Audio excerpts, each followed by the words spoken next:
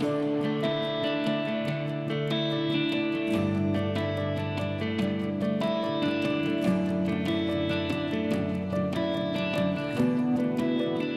crois qu'à travers ces ateliers, on apprend beaucoup et on peut s'inspirer de ce que d'autres ont fait pour le transposer, évidemment, parce qu'il n'y a pas de panacée, il n'y a pas de choses qui peuvent être dupliquées sans tenir compte des circonstances particulières.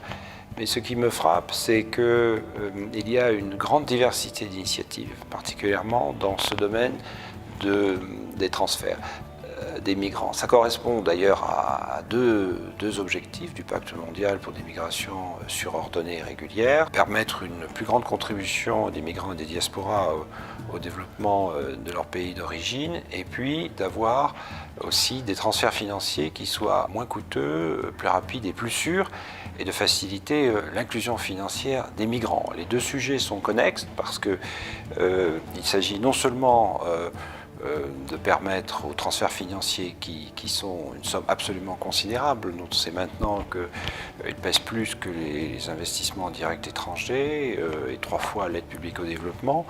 Et il faut encore abaisser le coût de ces transferts et utiliser aussi des nouvelles technologies qui sont en train de se développer rapidement. Et il faut aussi passer ou valoriser une partie de ce potentiel financier qui est énorme pour mieux contribuer au développement des pays d'origine. Donc il faut aller, je dirais, du don au soutien aux familles à de l'épargne mobilisable pour des projets d'investissement à plus long terme. Et pour ça, on a eu déjà hier et aujourd'hui une présentation de tout un tas de formules qui existent, tout un tas de dispositifs qui sont de nature extrêmement variée.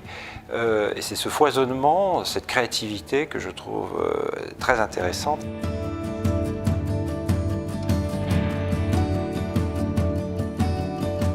Nous avons sur le plan national depuis février de l'année dernière un plan d'action migration internationale et développement qui réunit l'ensemble des acteurs français, des ministères, les opérateurs, mais qui associe aussi des associations, des ONG, la société civile et le monde de la recherche.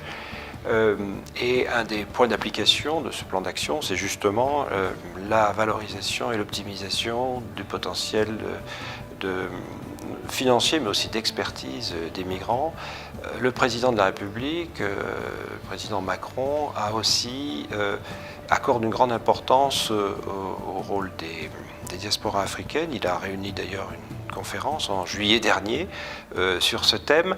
Donc c'est un sujet sur lequel on a un positionnement actif, et nos opérateurs, particulièrement l'AFD, l'Agence française de développement, est en train d'élaborer des projets innovants avec notamment des réseaux de caisses et dépôts au fin de faciliter et de permettre une meilleure canalisation du potentiel d'épargne et d'investissement des diasporas. Donc c'est quelque chose qui rentre en résonance avec aussi des priorités nationales.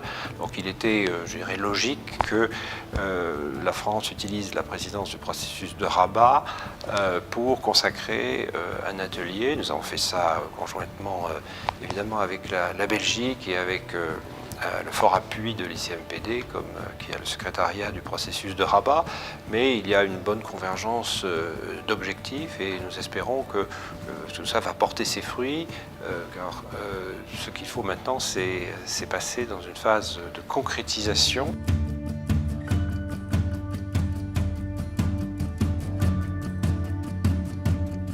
Afriquity est une plateforme d'equity crowdfunding dédiée à l'Afrique.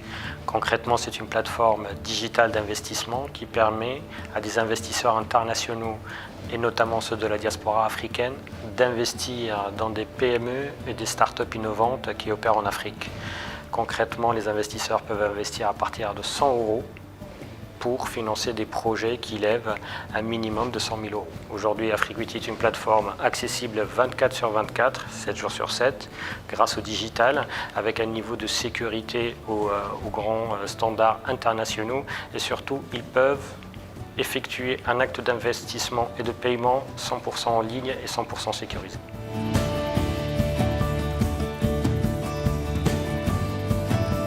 Les échanges hier étaient en tout cas très intéressants parce qu'on a encore une fois senti un intérêt fort pour ce type d'outil qui est vraiment en phase avec les pratiques contemporaines aujourd'hui des diasporas.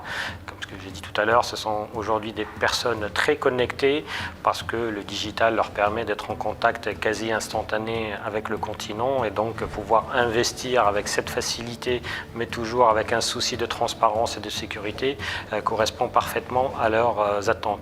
Et donc nous avons entendu ces attentes fortes et surtout nous avons pu énumérer quelques défis qui relèvent en tout cas aujourd'hui de la situation du manque de réglementation du crowdfunding en Afrique. Et donc plusieurs acteurs se sont engagés dans le cadre des recommandations à pousser pour établir un cadre réglementaire du crowdfunding en Afrique pour faciliter sa diffusion non seulement pour les épargnants en Afrique, mais surtout pour ceux de la diaspora et de créer ainsi toutes les conditions de confiance pour pouvoir faciliter l'utilisation du crowdfunding par les membres de la diaspora africaine.